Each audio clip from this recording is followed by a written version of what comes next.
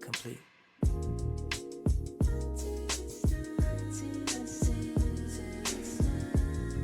Yeah. Take 3.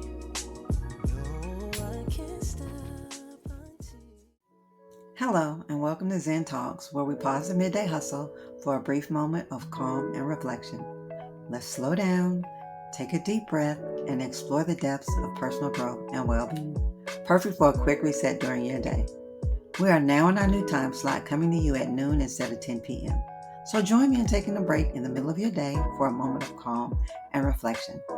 I'm your host, Zen, and today I'm talking about a topic that's more relevant than ever: social media as a news source. Whether we like it or not, platforms like Twitter, X, Instagram, TikTok, and Facebook have become a go-to place for millions of people to get their daily dose of news. But is that a good thing? And more importantly, what does it mean for how we consume information and stay informed? Before we get started, let me tell you what I'm sipping on today.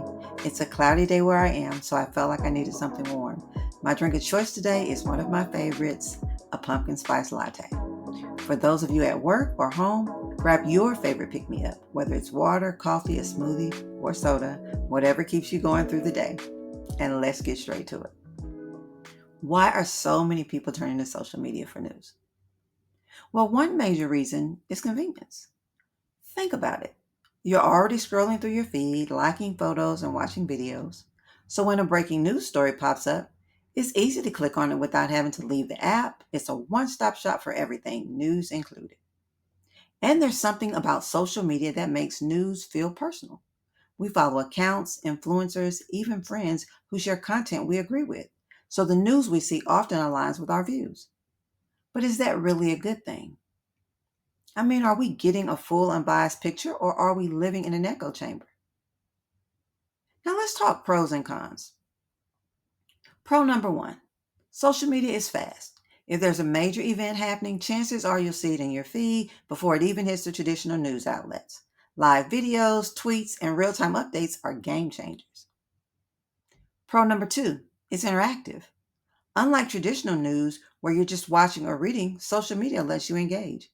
You can comment, share, and even contribute to the conversation. But do the pros outweigh the cons?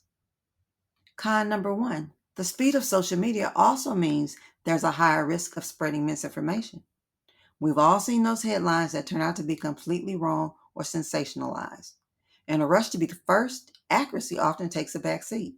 I mean, how many times have we seen people be declared dead on social media, but in reality be alive and well?